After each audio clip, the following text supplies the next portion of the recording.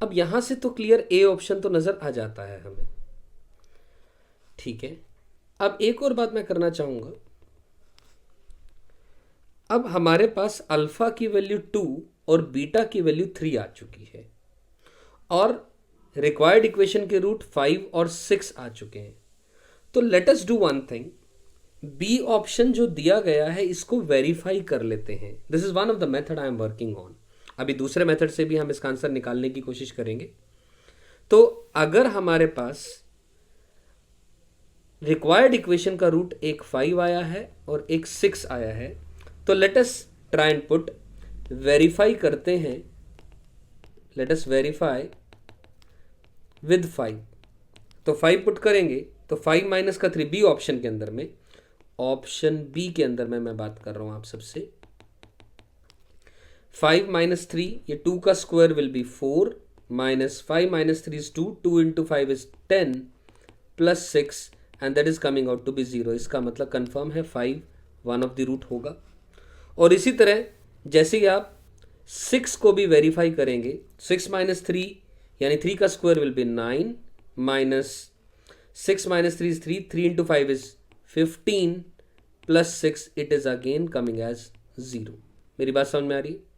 तो it implies option number B is also correct. ये तो मैंने कैसे आंसर दिया, केवल और केवल वैल्यू पुट करके फिर आंसर दे दिया। तो एक बात तो क्लियर हो गई, इस क्वेश्चन का answer both the options, option number A and option number B are correct, यानी ऑप्शन नंबर सी हम मार्क कर सकते हैं। ये बात तो क्लियर हो जाती है, ठीक है। क्या इसी सवाल को करने का कोई और तरीका भी है? Yes, there is another method also. यहां तो मैंने अल्फा और बीटा की वैल्यू निकाली। अब जरूरी नहीं है हर एक क्वेश्चन में हम अल्फा और बीटा की वैल्यू निकालें। अब क्वेश्चन में दिया हुआ है, इक्वेशन दी थी X square minus 5x plus 6 equal to 0, इसका एक रूट अल्फा एक रूट बीटा, ये ओरिजिनल इक्वेशन है। This is the original equation and we have been asked to find the new equation जिसका की रूट एक अल्फा प्लस 3 है और एक रूट बीटा प्लस 3 है। तो अगर मैं इसका रूट्स नहीं निकालना चाहता, फैक्टर्स नहीं निकालना चाहता, तो मेथड नंबर 2 मुझे बता रहा है सीधा सीधा अल्फा प्लस बीटा की वैल्यू 5 है और अल्फा इंटू बीटा की वैल्यू 6 है। ये बात तो बिल्कुल ऑब्वियसली नजर आ रही है हमें।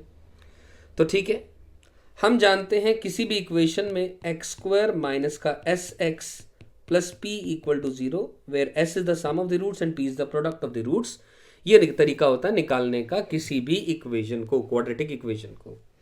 तो एस यहां पर न्यू इक्वेशन की अगर मैं बात करूंगा तो वो क्या होगा, अल्फा प्लस 3 के अंदर में बीटा प्लस 3 ऐड होगा, यानी alpha plus beta plus 6 will be the sum of the roots of the new equation. Are you getting my point? तो अल्फा प्लस बीटा की वैल्यू 5 है तो 5 प्लस 6 विल बी 11, तो 11 आ गई एस की value. और पी की मैं बात करूंगा तो alpha plus 3 into beta plus 3 will be, इसको फिर दोबारा ओपन कर सकते हैं हम, alpha beta plus 3 times of alpha plus beta plus 9। ये बात लिखी जा सकती है। अल्फा बीटा की वैल्यू क्या है 6 plus 3 into alpha plus beta कितना है 5 प्लस 9, और ये कितनी वैल्यू आ जाएगी 30 आ गई वैल्यू। ध्यान से देखें, 5 into 3 is 15, 15 plus 6 plus 9 again it is coming out to be total is 30।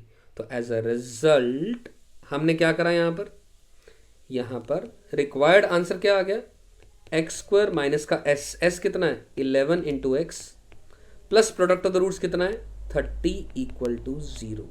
That's the required answer. मतलब हमने यहां क्या करा, बेसिकली मेथड नंबर 2 में without finding the value of alpha and beta हम लोगों ने, यानी सम ऑफ द रूट्स और प्रोडक्ट ऑफ द रूट्स, या ऐसे बोले relation between the roots and coefficients का इस्तेमाल करके हमने इस क्वेश्चन का आंसर निकाल लिया और यहां से ऑप्शन नंबर ए सही आ गई और ऑप्शन नंबर बी को हम फर्दर वेरीफाई कर सकते हैं. That's the method to find the answer to this question. Getting my point. अब रही एक और बात दिमाग में आती है मेरे, जो मैं समझता हूं बताना जरूरी है. हमने जो ऑप्शन नंबर बी निकाला उसके लिए हमने वेरिफिकेशन का प्रोसेस इस्तेमाल किया. Do we have any other method to solve this equation, और in another words option number B तक पहुंचने के लिए क्या हमारे पास कोई और भी तरीका है? Answer is yes, we do have. क्या तरीका है बात करते हैं.